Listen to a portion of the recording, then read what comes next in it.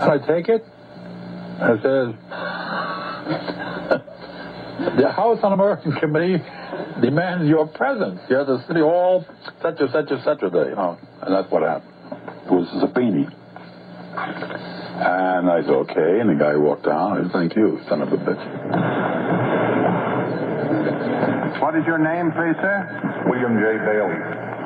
I think I could save the committee a lot of time if you would allow me to read a statement off that I have laboriously put down on paper. If you allow me to read it all. Did you write it, or did somebody else write it for you? I'm quite capable of writing my own statement, Mr. Congressman. What do you make that type of inference?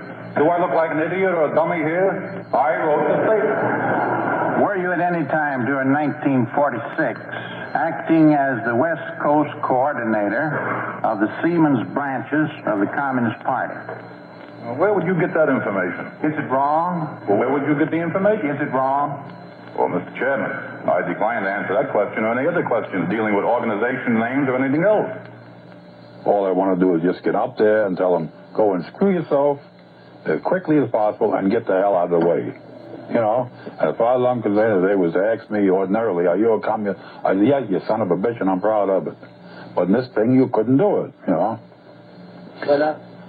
Well, because that was the whole name of the game. I mean, are you a communist? Once you answered the first question, then from then on, you had to answer and answer and answer, and you couldn't, you know, answer only the question you wanted to answer, and et cetera, you know. Are you a member of the Communist Party?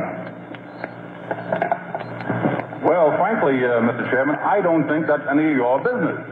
I would give you the same answer I have given the FBI, the Red Squad, the police department, and everybody else. That is just none of your business. Let the record show that the witness has raised his voice in contempt of the Committee of Congress. I came out of there and somebody said, I heard it on the radio. You shouldn't talk to a senator that way or a congressman. They felt I was wrong, shouting at them. What did you say? I said I should have picked the chair up. Any decent American would have picked the chair up and threw it at the bastards. We are granting you the right to refuse to answer any question that you think might incriminate you.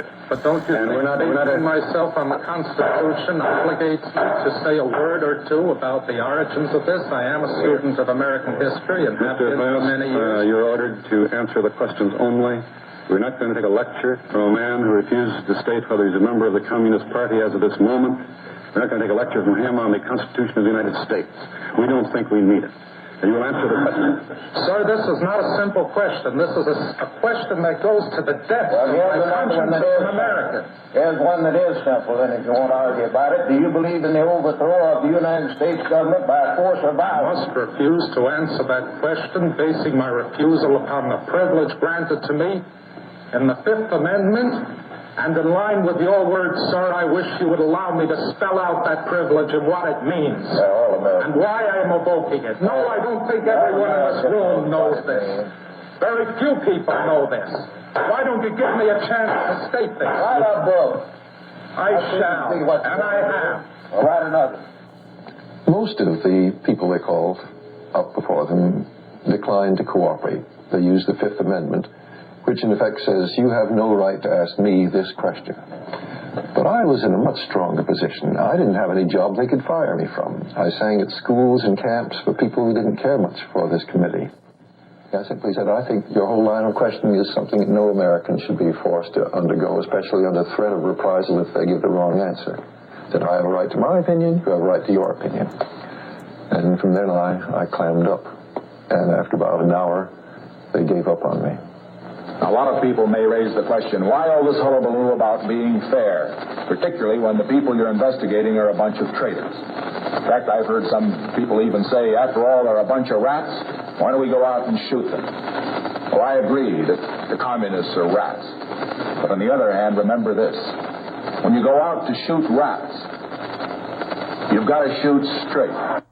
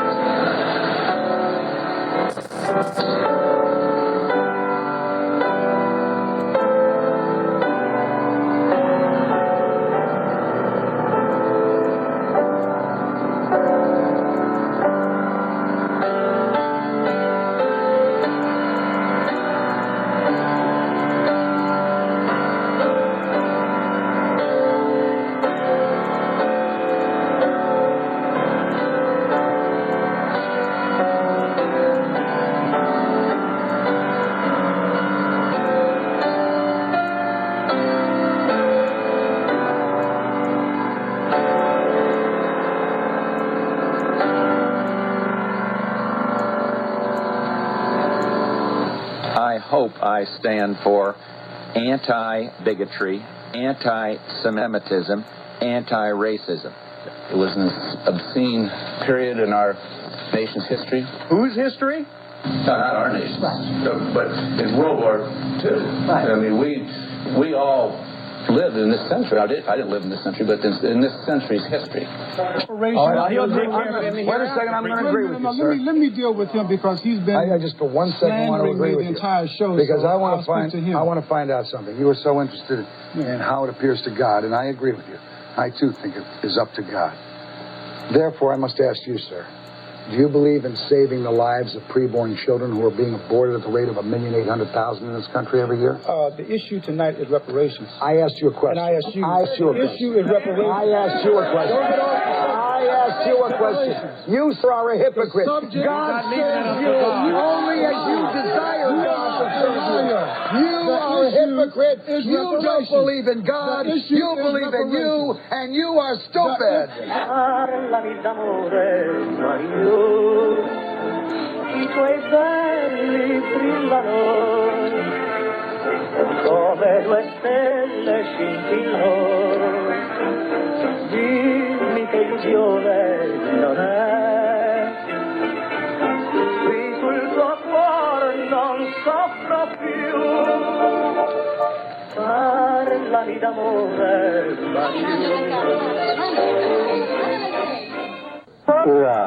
Kakwar sini swapo chakari eka singkwala eka jaka swapo eka jaka sonjai swapo.